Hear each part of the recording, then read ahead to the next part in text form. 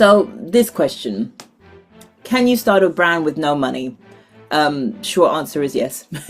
So getting straight into it. So there you go. You can just switch over now.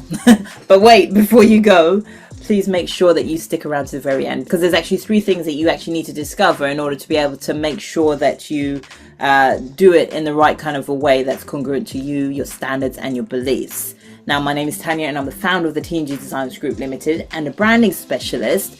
And as a branding specialist, I've worked with a number of businesses and more specifically with SMEs to be able to help them to understand how they can actually stand out, not only from their peers and what it is that they're doing within their own spaces, but standing out in a way that's actually congruent to their standards and beliefs. Now, yes, some of them started by creating things their own selves. However, they came to me because they knew they needed to level up and actually stand out in a way that was still congruent to their standards and beliefs, as I said before.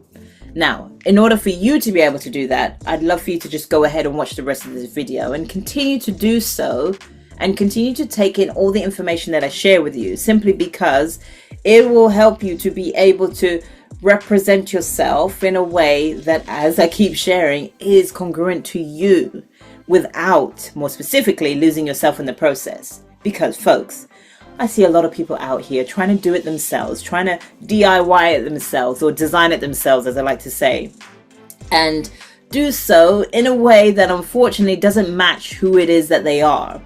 And when they don't match who it is that they are, there's a natural resistance, and that resistance gets translated into being uncomfortable.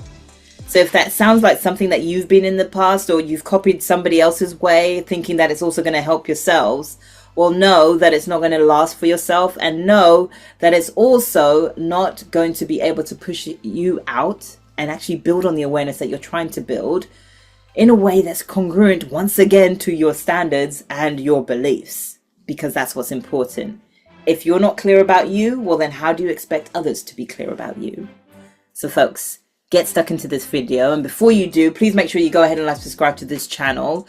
Please share it also with others that you think could really resonate, not only with a video like this, but could really also get to grips with what I share here, because it is super important to help as many people as possible to not only understand what branding is, but also to realize that they are more than what they see, and that includes you too. So without further ado, let's get stuck into it. As I said, we are going to be talking about, can you start a brand with no money? Short answer is yes. Most definitely you can. And just as I shared at the beginning, I now want to make sure that you're discovering 3 things in order to be able to do so, all so that it is congruent to your standards and your beliefs, all without helping you to lose yourself in the process. Because as I shared with you before, there's so many people out here just doing and hitting and hoping, fingers crossed there's going to be something that's sticking against the wall. But as we know, that doesn't always work. And yeah, you're going to run out of spaghetti, essentially, if you're trying to continuously do that, right? So stop doing that and actually gain strategies just like this to be able to help launch yourself off on the best possible kind of a way. So the first thing I want you to discover is, especially when it comes to the idea of knowing how to start your brand with no money, right? So I want to make sure that you are tapping into this thing, and it's a super powerful thing to be able to have, which is why I've labeled it as I've labeled it. But equally, it's also that underlying current that will be traveling throughout your brand, no matter what you do, where you do it, or how you even show up, or who you even show up in front of. It's what's known as your VPV, also known as your brand power of 3. Now, your brand power of 3, what I've coined it as, right? I've called it power of 3 because, as I shared with you, it's that underlying current that will always travel with you. So it's that important. And if you want to make sure that you are launching a brand or creating a brand that is, again, congruent to your standards and beliefs, I'm going to keep repeating that, because it's super important that you do create one that is congruent to your standards and beliefs. If you want to create a brand that is that, you will pay close attention to your VPV, your values, your purpose, and your vision. All 3 of those things combined will help you to push your brand forwards in the right kind of a way that then helps you to understand what this next thing that you need to discover is, which is the audience that you actually want to be showing up in front of. Now, this audience, I'm not talking about everybody in the single world. No. I'm not talking about everybody that's in the space of your industry. No. I'm talking about the key niche area, the key niche folks that you really want to be speaking to and you equally really want to be working with. Your brand power of 3 will help you to establish or understand who those people should actually be. And sometimes, especially if you're creating a brand that is a business brand, sometimes those people are actually who you were. And those people are people who you now want to make sure don't ever experience that thing that you experienced to begin with in order to be able to get you to where you are right now. You want to be able to help those people, right? So think about, how can you help them? What is it specifically you can help them with? And who are they specifically?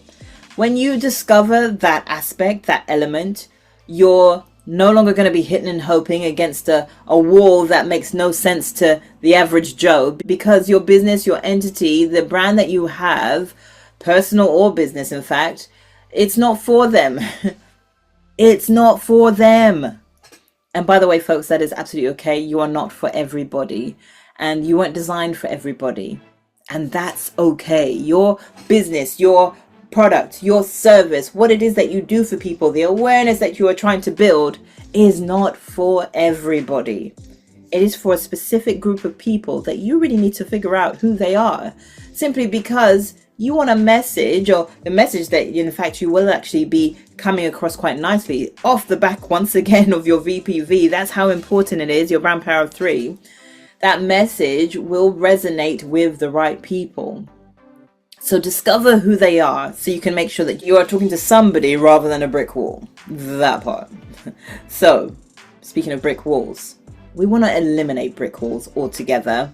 And in order to be able to eliminate brick walls, we need to know where is our audience showing up in the first place, right? So that's the third thing you need to be able to discover. Discover where they are showing up, where you in fact need to show up. And you can only once again discover where you need to show up by way of your VPV, by way of the audience that you are actually speaking to.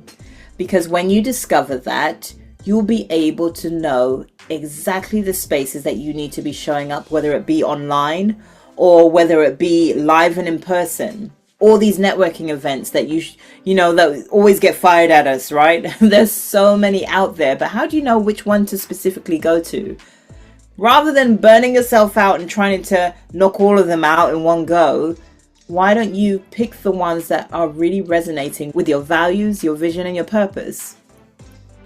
Why not start there? And you'll be able to see the difference that makes.